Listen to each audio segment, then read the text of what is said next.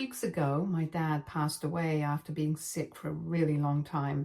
He had been diagnosed with multiple sclerosis a couple of years ago, and he put up a good fight, but eventually he just couldn't do it anymore, and we lost him. It was a huge blow to me emotionally because I was a lot closer to my dad than my mom. I, 18, male, did not know how to feel, and I was just beginning to cope with my grief when my mother decided that she was going to kick me out of the house so she could move her boyfriend in with her. Within the span of 1 week, I lost my dad, and I also found out that my mother had been having an affair with a co-worker all along. I don't know if my dad knew about it, but honestly, it doesn't even make a difference. I was disgusted when she brought home her boyfriend just 4 days after my dad's passing, and we had a huge fight after he left. She told me that this affair had been going on for a really long time, pretty much ever since my dad had been diagnosed, and I did not know how it was to have a sick partner, so I had no idea how difficult it was for her. Which is why I had no right to judge her for finding love elsewhere. She claimed that she knew that she was going to lose her husband at one point, so in her opinion, there was nothing wrong with what she was doing. It was quite pathetic of her, and I told her so. The next day, I paid for it because she told me that I had to leave and she didn't want any filth from the past in her home anymore. And she wasn't just referring to me. She and her boyfriend had started packing a bunch of stuff from my dad's room in the morning, and by the time I woke up, there were a bunch of boxes in the front yard, and my mother told me that where I was going, I could either take the boxes with me, or I could leave them there so they could burn it. But either way, it was all going out of their house, and they gave me a couple of hours to pack all my stuff so I could leave. I decided to utilize my time packing my belongings instead of arguing with them, because judging by my mother's behavior, she was too far gone. I did not want to put down my dignity by speaking to her. We had pretty much stopped getting along a couple of months before my dad passed away, because she had been fighting a lot with him, and I did not think it was right to keep arguing with him about petty things and be so horrible to him, especially when we knew that he was not going to make it.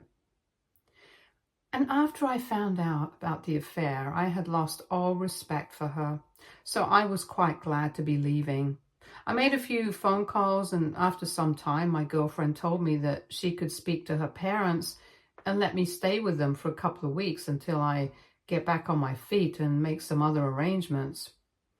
I am very grateful for that, since I've been living with them ever since my mother kicked me out, and they've been very kind. Especially my girlfriend, since we've only been dating for 3 months and she really didn't need to do this, but I'm very thankful for her.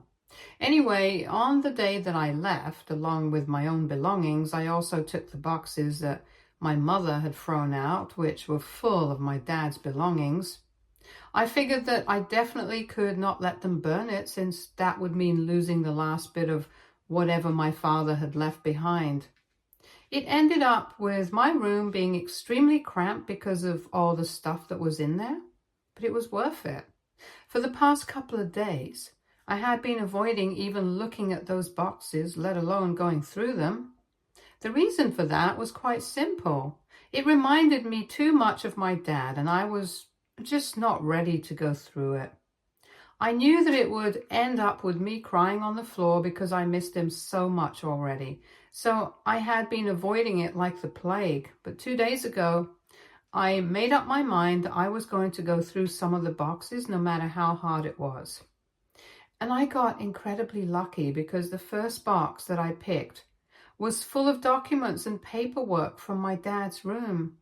Before he was moved to the hospital in the last few weeks of his life, he was working out of his room in the house since he was in no shape to go out every day. My father was working as a tax consultant in a huge firm, so there was a lot of paperwork about that, and I didn't understand most of it, so I just kept it aside. I kind of made my way to the bottom of the boxes, and there I found a blue manila file with my name on it, and that was it. And what I found in there is going to finish my mom, and I'm here for it. On going through the contents of that folder, I found out that my dad actually had left a will, and my mother probably had no idea. Or maybe she did and just wasn't telling the lawyer. Not just the will, I also found a bunch of other documents, including the deed to the house, which said that it did not belong to both my parents, but only to my father. After reading the will, I realized that my dad had left the house and all the money that had remained in his account to me. My mother had received his car, which was a big deal because my dad drove a pretty nice car, and the ownership of their vacation home.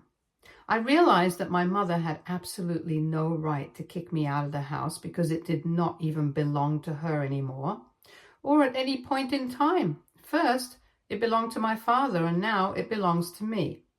So far, my dad's lawyer had told me that his assets were going to remain frozen until the court had come up with a way to decide how his assets were going to be divided.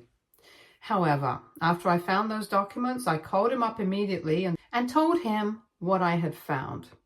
So I invited him to my girlfriend's house and asked him if it would be possible for me to move back into my own house because my dad clearly stated in the will that the house belonged to me, not my mother. And he told me that I was definitely free to do that if I wanted to, because my mother had to kick me out in the first place, at least not without proper notice. That was all that I needed to know. He could deal with the execution of the will, but I was going to deal with the situation with my mom. I called her up immediately afterwards, and I told her that I had found out about the will that my father had left. He had stated that the house was going to be left to me, and so was all the money in his bank account. She was silent for a couple of minutes and said that it did not matter to her. But I told her that now that the tables had turned, I wanted her to leave the premises because the house had never really belonged to her. Neither had she ever done anything to earn it. She had been horrible to my dad, and now she was being horrible to me. So I told her that I wanted her out by the end of this week, and that's when she started groveling. To be honest, I had actually expected her to start arguing with me because that's how she has always been, argumentative and nasty to everyone around her. Instead, she started begging me not to say anything or do anything because she had convinced her boyfriend to move in with her by telling him that she would handle everything for him. Apparently, her co-worker had also been married, but had recently filed for divorce, and his ex-wife was demanding a huge amount of alimony, which was fair enough because he had cheated. So he had been worried about it, and my mother had told him that she would handle it all for him, which meant that she would let him stay with her so he did not have to worry about where he would live or about rent and other miscellaneous expenses. He could just focus on his divorce. Now, if I came up to them and said that the house did not even belong to her, she would be screwed. So if I decided to talk to her boyfriend, not only would she end up without a place to live, but she would also end up alone. I'm not a cruel person, so I told my mother that she was free to continue acting like she had the means to salvage the situation for her boyfriend. But I definitely did not want her to live in my house anymore. So I told her that I would not breathe the word of what she had said to me just now to anyone if she promised me that she would leave the house by the end of this week. I honestly don't care where she went. I just wanted her out of the house so I could move back in. Then she started telling me that this was not fair because it was straight up blackmail and I couldn't do this to her. But I brought up how unfairly she had treated me just a couple of days ago. So it was pretty laughable that she was expecting me to think about her situation right now, and I did not think that I was being unfair.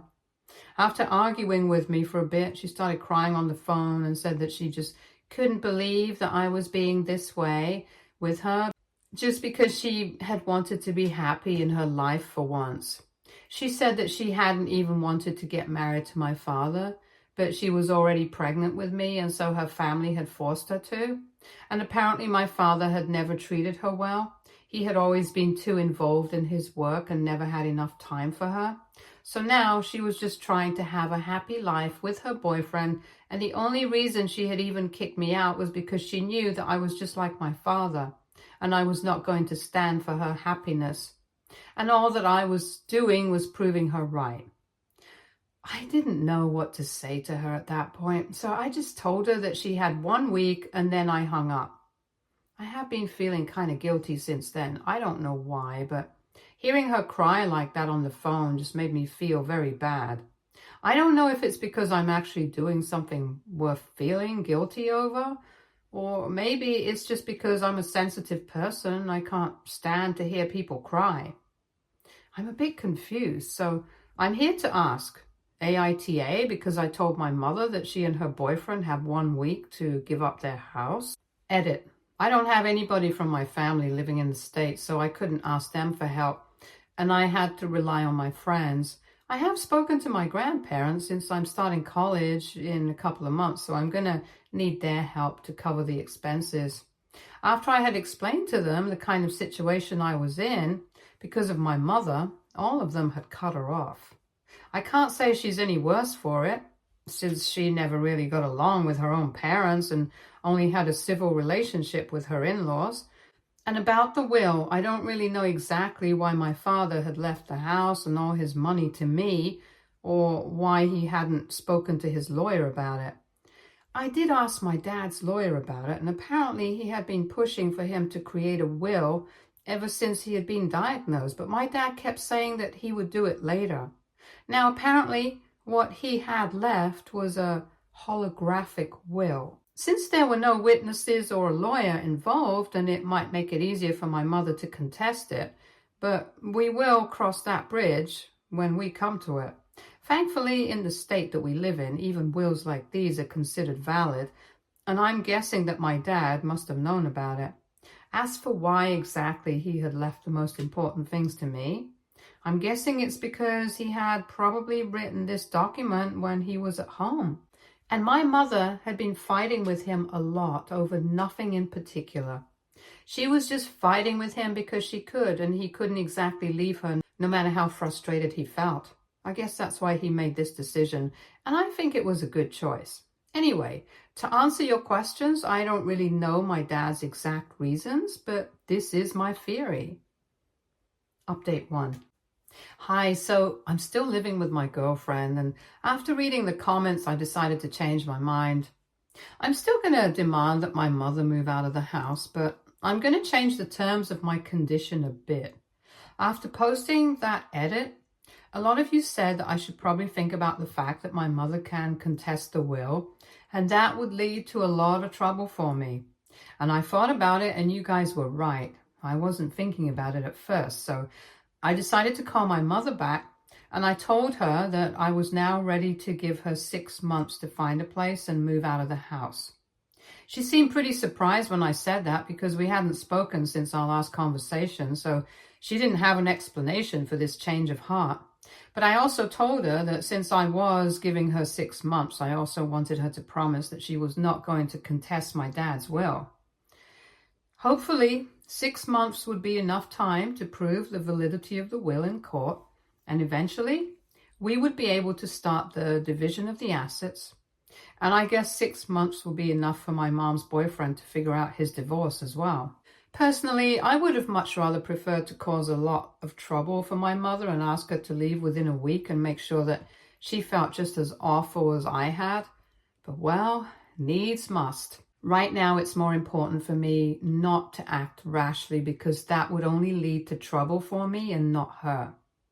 She has told me that she's going to think about it before agreeing to anything, and well, let's see what she says. Update 2. Hi, so 3 weeks back, I told my mother that I wanted her to promise me that she would not contest the will, and I would let her stay in the house for 6 more months. I was going to be leaving for college in 3 months anyway, so I figured that for those 3 months, I would just ask my grandparents to send me some money so I could get an apartment, because I did not want to bother my girlfriend by living with her for so long. But her parents insisted that I had to stay with them, and even though we have only been together for 3 months, my girlfriend and I really love each other. So she said the same thing, and my living situation was sorted. I was in no hurry to have my mother leave the house since it didn't even make sense. I was kind of hoping that she would agree to my terms so I could get my dad's lawyer to sign off on it as well, because if she entered a legal contract, she wouldn't be able to back out of it. I was looking forward to hearing back from her with good news, but instead, she called me up today, and the first thing that she asked me was if I expected her to sign any paperwork or contacts for this condition that I had. I immediately said yes because I did not want to mislead her, and I definitely did not trust her. So this was a given. She thought about it for a couple of seconds, and then she told me that if she had to sign a contract, then she was not interested in this agreement. That really annoyed me because it essentially just meant that if she knew that she had to stick to it or there would be consequences, then she was not sure about whether she was going to be able to make any promises. I was very blunt with her, and I told her that if she was not ready to sign off on a legal agreement with me, then my deal was off the table. I told her that I did not trust her in the slightest, and she should not be surprised since her behavior in the recent past has been nothing short of absolutely horrible towards me. I thought that she was going to argue with me, but she just told me that she agreed. But she also didn't trust me, since after all, I definitely was my father's son. I didn't understand what that had to do with everything, because as far as I was concerned, neither my father nor I had ever done anything to be referred to as untrustworthy. The only thing that she had against my dad was the fact that she had been forced to marry him because she got pregnant with me, and my grandparents thought that it would be the best way to go ahead with the situation. That's not my fault, and neither is it my father's fault. If she didn't want to marry him, she should have fought for her rights. Besides, I'm not even sure how true that was, because I had spoken to my grandparents about it, and they had said that they hadn't exactly forced her, but they had just advised her against raising me on her own because at the time she was really young. And my parents seemed to love each other, so both my grandparents had suggested that they get married. But there was no pressure on them as such. And the other problem that my mother had with my dad was that he worked too much. I don't even think that's a real problem because, of course, he had to do it. My mom did not even work in the first few years of their marriage and only started working recently, around 7 years ago. She was able to get that job because one of her friends and her husband had started that company. Otherwise, she wouldn't have even been able to find that job that she constantly kept bragging about. Right now, she could say that she was an independent woman, but that was only because my dad had supported her from the beginning. So she had no right to tell me that she did not trust me because I was my father's son. I was really annoyed with her. So I told her that she was free to do whatever she wanted, but since she was not going to sign a contract, I wanted her out of the house then. She was about to say something, but before she could, I hung up, and she tried to call me several times after that.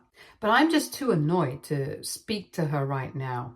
In the past half an hour, she hasn't called again, but I know that she will. But I am only going to speak to her after I cool down. Update 3. My mother did not call me again after the last conversation we had, which I had mentioned in my last update. I kept waiting for her to call for the next 2 days, but she only called me today. I was kind of nervous because I didn't know what to expect, to be honest. On one hand, I really wanted her to sign off on the deal that I had suggested, that I let her live in the house for 6 months until she's able to make other arrangements for herself. And in return, she doesn't contest the will. I thought I was being really fair, but after the last argument we had, I didn't know if she was going to agree to it now. So when she called me up today, I tried to be as polite and civil as possible because this was not just about her. I had something to lose as well. I had been hoping for good news, but unfortunately, As soon as I picked up the phone, she told me that she had made her decision and she had decided she was not going to sign any contract. Instead, she was definitely going to be contesting the will, and she even spoke to a lawyer regarding it as well. I was taken aback because that obviously meant that she was not going to be living in the house anymore since it belonged to me. And I told her that if she was going to contest it, it meant that she was no longer going to live in my house anymore. I thought that it would bring her back to her senses, but she just told me that I had no right to take her out because so far, the will hasn't even been approved as valid.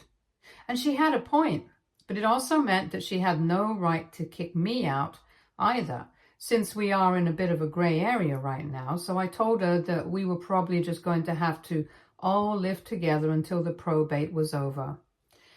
Obviously, that idea made her really uncomfortable, and after a couple of seconds, she told me that she was going to find a place to live, but she was going to take her own sweet time because I had no right to tell her what to do.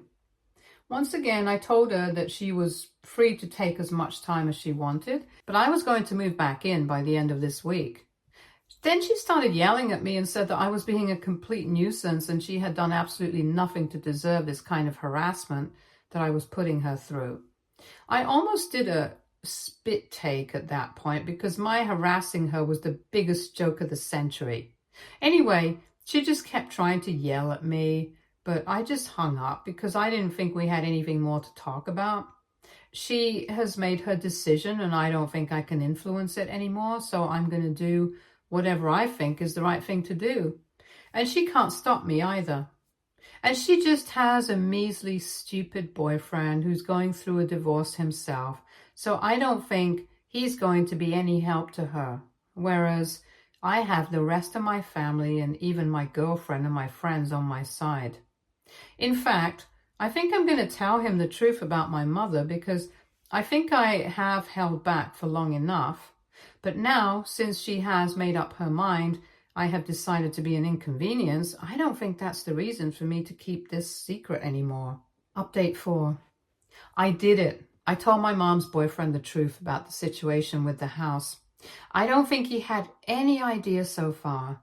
I don't know how, since he was living with my mother, and this is a pretty big deal to be hiding from your boyfriend. Besides, she was in touch with me, and I'm sure he would have had questions about it.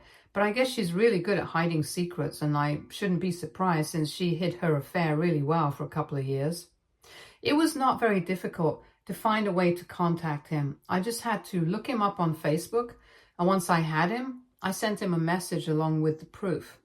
I also told him exactly why I was telling him the truth right now when I hadn't done so for the last couple of weeks, since I was trying to negotiate with my mother, but she had made it very clear that she was not interested.